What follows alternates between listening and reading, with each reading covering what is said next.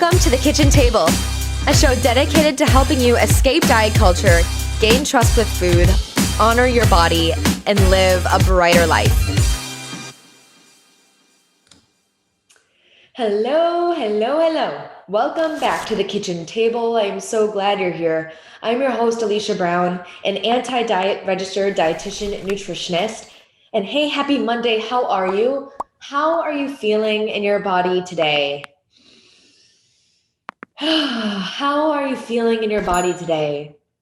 Maybe take a moment to take some deep breaths, connect with yourself. If you can connect your mind to your body for just a moment as you start today, as you start your work week, I think you'll find that you attract different energy today than you would if you are in like the rat race, hamster wheel of chaos in your mind. At least that's where I reside a lot of the time. And I'm finding that when we get grounded and we connect our mind to our body, we invite a different kind of energy, or we evoke a different kind of energy from other people. It's magnetic. That grounding presence, that welcoming, inviting energy that says, I'm able to hold whatever emotion that you come at me with. I have a level head. I have a grounded presence. Oh, that kind of resilience invites people in. It is magnetic. It is attractive. It is so that resilience makes other people just feel, I think, calm and comfortable and invited into where you are. And that's something that I strive to embody every day, especially around my 9-month-old who often, wants my attention. We're all around the house. I'm always like, don't touch that. Don't do this. If I can just be in a grounded state, I feel I can love her more. And that gives me in turn so much more energy, and so much more intentional time. But if I am always in my mind, as I often am, because I'm not perfect, but if I'm in my mind and I'm wanting to do 50 million things while, watching her, I go to bed at night thinking like I wasn't intentional with Amelia and I didn't get all the things that I wanted to get done. But in the days where I feel like I am grounded and connected with myself, I get to spend more intentional time with her and more intentional time doing my tasks or spending time like with you here on the show. And as a new mom, I'm just realizing that. And I think that if I brought the same energy into a workplace or into my relationships or into the tasks that I have for the day, I'll be able to attract more, energy from people that are able to feel like calm and invited in this space. And I think that fosters productivity, that fosters creativity and imagination and problem solving and all of the things that like we want to do to feel productive and complete during the course of a day. So that's why I always advocate for connecting with yourself. It doesn't have to be like an hour-long meditation. It doesn't have to be whatever you think it has to be. It is just whatever it is for you to connect your mind to your body. And oftentimes that includes ridding stimuli from your environment. So like if you need to close your eyes, if you need to just like have some like mind numbing music going on in the background, or if you just need some like calm in your car. I actually just saw this, those quotes on Instagram or whatever, like a Twitter kind of quote on Instagram. It said, if you just need to sit in your car for a moment, I feel you. And do you ever have those moments where you just sit in your car and there's no music playing, you just close your eyes and you just take a second for yourself? That's exactly what I'm saying to do. I know that moment. I know that feeling and that need of just like being with yourself for a moment, taking that time to connect. I think that that's really powerful. And I think that can change the trajectory of a day. And I'm a really, busy, kind of frantic person a lot of the time. And so that's why I'm coming to you with this message, because I know it's hard to just stop the world for a moment, but try it on. See what it might feel like to stop your world for a moment and to just connect with your body and ask yourself that question. How are you feeling in your body today? I'm going to stop like pounding that horse into the ground though, moving forward in future podcasts, but I'll lead with that question and then kind of get into the topic. And I'm going to do that right now. The topic that I want to talk about today with you on the show is, I forgot for a moment. I just remembered. Obsessive food thoughts. This is an important conversation. I've had obsessive food thoughts. When I had a really poor relationship with food, I felt like my mind couldn't get off the track of thinking about food constantly. And this is a common circumstance that clients come to me with. They might say, Alicia, I don't know why I just can't stop seeming to think about food. Food is on my mind all the time. And in this show, I just want to talk briefly about why food is on our mind all the time and a common reason why it is and how we can kind of resolve that so we can free up more of our mental space to thinking about things other than food during the course of the day. Because let's be real, we've got fish to fry. We've got bigger things in life to worry about than food.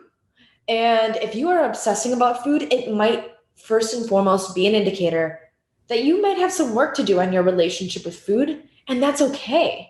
It's just like this kind of reminder of how your world right now might be revolving around food and how we can maybe start to detach from that so that you can start to think about life differently.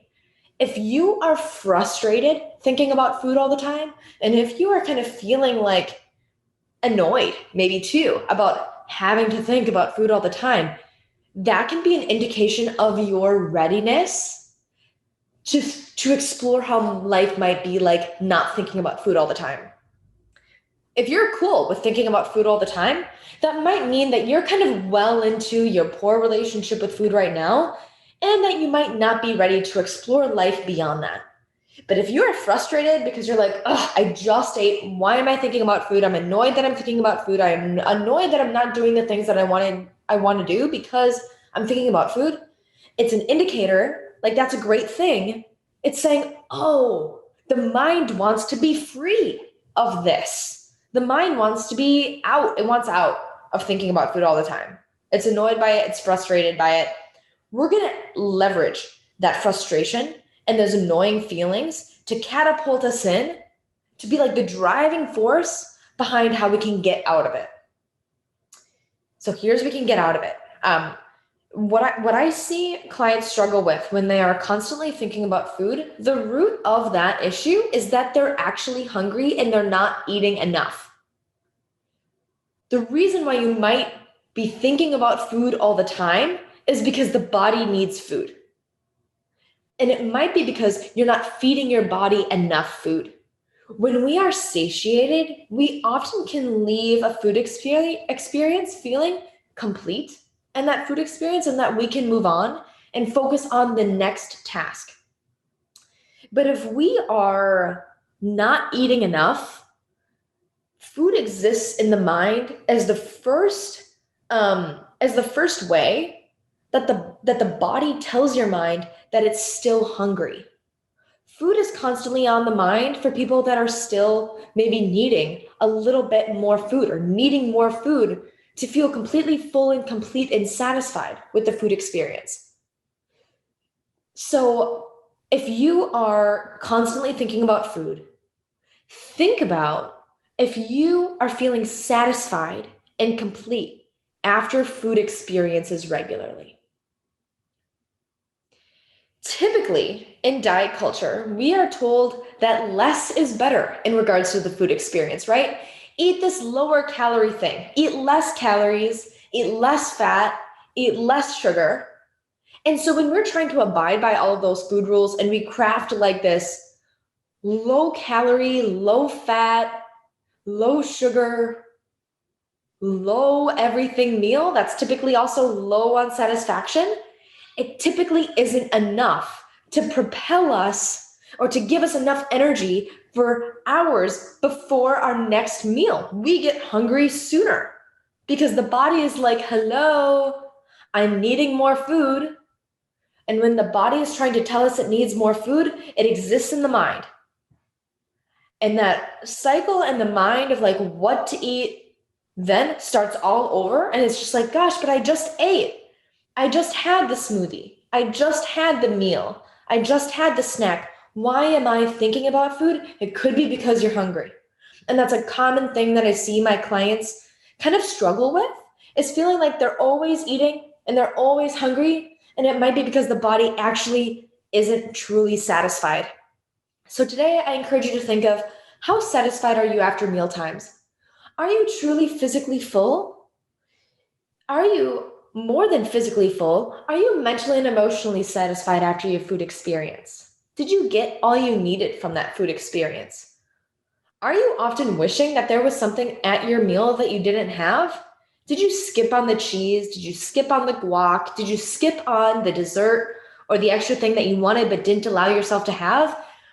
That can that can lead you to thinking more about that thing you didn't allow yourself to have because you weren't truly satisfied or complete with that food experience. And so the mind is still feeling gypped. The mind is still feeling like it didn't get all of what it needed from that experience. And so it's still telling you, still giving you those signals in the mind of it needs it, it wants it. And that, for some of us, that can prompt a binging episode later. And this is where we see there's restricting and binging because we deprived and now we're overfull. And that's the body just saying, my needs weren't met before, and I'm having to overcompensate for my needs now because it's available or because we're finally allowing ourselves permission to have that food.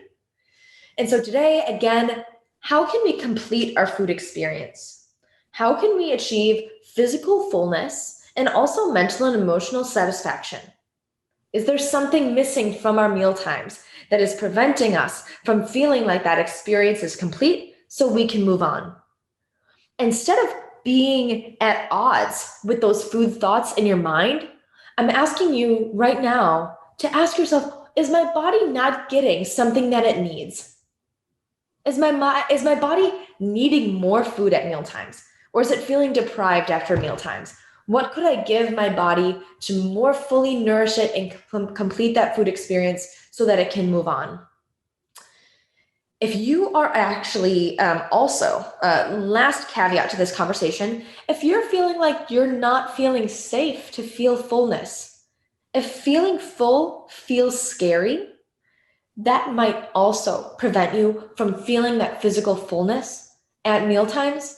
And that's where food can often still exist in the mind too, because we're not allowing ourselves to get to that point of fullness. And so we constantly feel deprived as well. That can be a reason why food is still existing in the mind. This is the body protecting you. This is the body telling you what it needs. And it's trying to tell you that it needs more food. Oftentimes, this isn't always the case, but it can be one of the reasons why you're always thinking about food, if that's you. What could you do to make your food experiences more complete? Are you achieving physical fullness at mealtimes? And are you feeling emotionally satisfied after mealtimes? Are you having a conscious food experience? Are you in with the food while you're eating and enjoying the food too? These are all layers that play into us ruminating on food throughout the course of a day. It can be an indicator that our needs just aren't being met. So meet those thoughts with compassion. Oh, I see, mind, that you're thinking about food again. Oh, you might be thinking about food for a reason. What could that reason be? How am I feeling? Again, like we talked at the beginning of the episode, like connecting your mind with the body, you'll have to connect your mind with your body for this. And you'll have to ask yourself that question. How are you feeling, body? How are you physically feeling? Are you physically feeling like you need more food right now? What might that feel like? What might it feel like to feed myself more right now? Can I offer myself that permission? Thank you so much for tuning into the show. Take a moment, if this served you, to subscribe to the show. Subscribe to the kitchen table. You'll get a notification every Monday and Thursday that a new episode is launched. So I look forward to you joining every Monday and Thursday. Hit that subscribe button. Screenshot and share this episode too if somebody else needs to hear this message. If you heard it from a friend that they're constantly thinking about food and they're frustrated, send them this episode. And lastly, if you get a moment, rate the episode as well. I always love hearing your feedback and how much you love the show. That means so much. This is my pride and joy, being with you here every Monday at the kitchen table. So thank you for being with me. Have a wonderful day, and we'll see you on Thursday for another rockin' interview. Take care.